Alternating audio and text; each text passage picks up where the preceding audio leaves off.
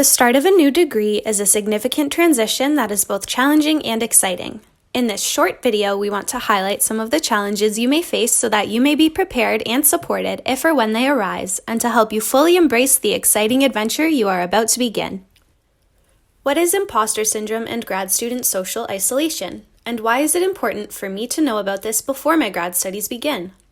Imposter syndrome, also known as imposter phenomenon, imposterism, fraud syndrome, or the imposter experience, is a psychological pattern in which an individual doubts their accomplishments and has a persistent, internalized fear of being exposed as a fraud. Imposter syndrome is the experience of thinking everyone else around you knows more than you. Thoughts like, I don't belong here, I am not as smart as my classmates, how did I ever get in, how will I ever do this, and what if I am not smart enough? Research shows us that the vast majority of incoming grad students experience imposter syndrome.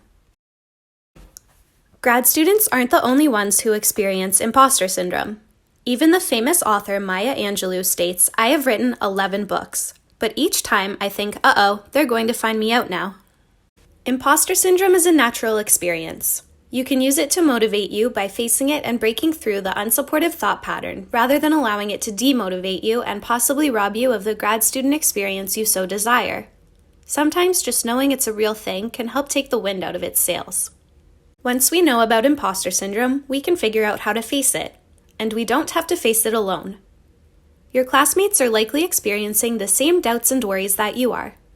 Even your professors and advisors have likely experienced imposter syndrome over the course of their academic careers, and some of them may still be experiencing it. The most important thing to know about imposter syndrome is that you can overcome it. Here are some tips for facing imposter syndrome. Remember why you applied for your degree in the first place, and the process that you went through to get here. You made it through this process, and you were chosen for this program because you deserve to be here. Be honest with yourself about what you know and have accomplished, and focus less on the difference between what you have done and what your peers have done. Have confidence in your skill set. And remember that others are feeling this way too, whether they show it or not. Reach out to your classmates and professors and see if they want to share their experiences with you. Research shows us that a surprising number of grad students report feelings of social isolation. The reasons can vary, but often include the diverse needs that grad students experience while engaging in their studies. They often have conflicting roles, such as being a spouse and parent as well as a student. All of these roles place incredible demands on your time and energy, and students stress about how to balance these demands. Understanding the causes of social isolation is an important step for preventing or reducing its impact on our wellness. Isolation in grad school can also stem from the new, unfamiliar environment and stress. You don't know anyone, you don't know how to make connections, and you experience new stress, which might make you withdraw. Grad students may also experience increased mental health challenges. The research shows us that grad students are 6 times as likely to experience depression and anxiety as compared to the general population. 39% scored as having moderate to severe depression compared to 6% of the general population. 41% scored as having moderate to severe anxiety compared to 6% of the general population. And 44% of international graduate students reported an emotional or stress-related problem that significantly affected their well-being or academic performance within the past year. Grad students also tend to feel a greater sense of loneliness. The research suggests that the causes include the fact that many find the unstructured nature of graduate studies difficult to get used to. Students report feeling stressed about how to organize their time and engage with their studies, and feeling guilty about not working. When you don't have a set time to work, it is easy to think you should always be working. Grad students also tend to have high expectations for continuous feedback, and the nature of grad studies tends to mean you don't receive continuous feedback. Social isolation means you cannot compare yourself with others and get feedback and input. You will not see how much progress you've made and how well you're doing, as well as where and how you can improve. Grad students are often highly committed, persevering, tenacious, and hold high standards for their own work. This, coupled with long deadlines and unstructured time, can lead to doing more work than you should, constantly correcting, and obsessing about things, causing stress. When you don't have time to complete something to your standards, it can be upsetting. One way to work through these stressors is to take time to rank your priorities, knowing at times these can shift or change. Knowing this, and reminding yourself to tackle your priorities first, can help to reduce some of the stress. Another area that is reported is a perceived lack of social support from one's faculty, advisor, or peers. Students may worry about making bad impressions on the faculty, doubt the quality of their ideas and work, imposter syndrome, and worry that they're not making progress as quickly as they think they should be. Some may feel the weight of competition with their peers, rather than a sense of social support. Another example we hear is that the perceived lack of an open and honest relationship with an advisor can be a source of stress. For example, the advisor wants you to go into academia, but you don't feel comfortable telling them that you don't want to.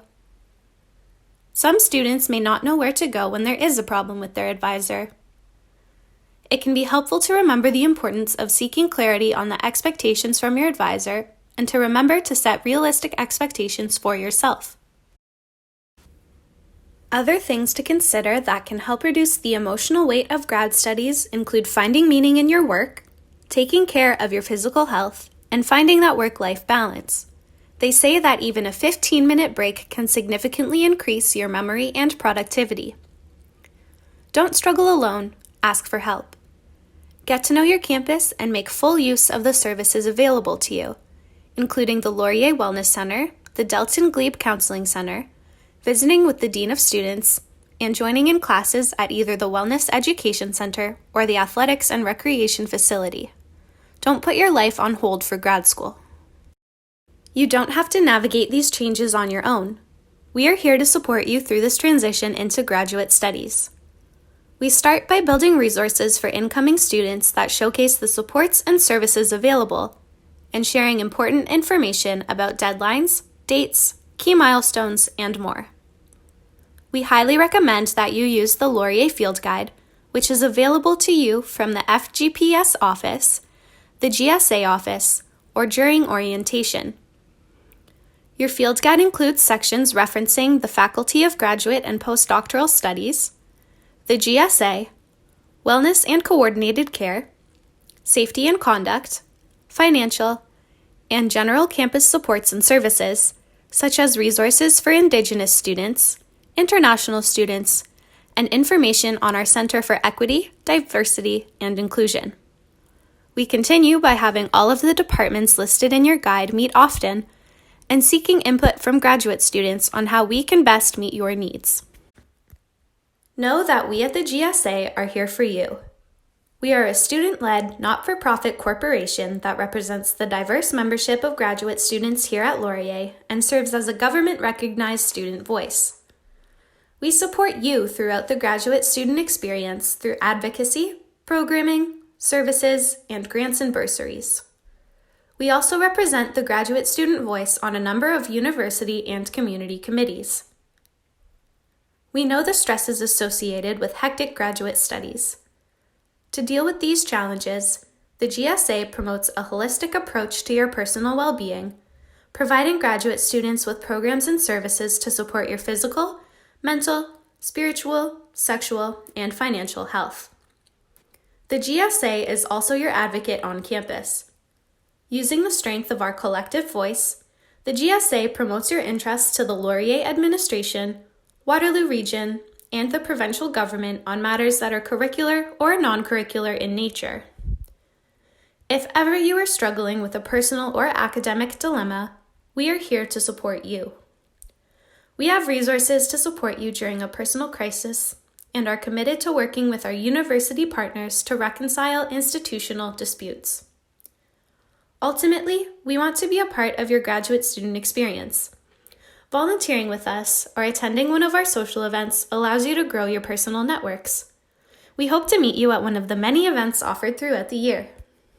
We hope that in some way this video and the information it provides you will give you a better understanding of imposter syndrome and of grad student social isolation so that you may know that you are not alone and that we are here for you. Please visit us on social media, our website, give us a call, or stop in the office to introduce yourself. We look forward to being a part of what we hope will be an incredible graduate student experience here at Laurier.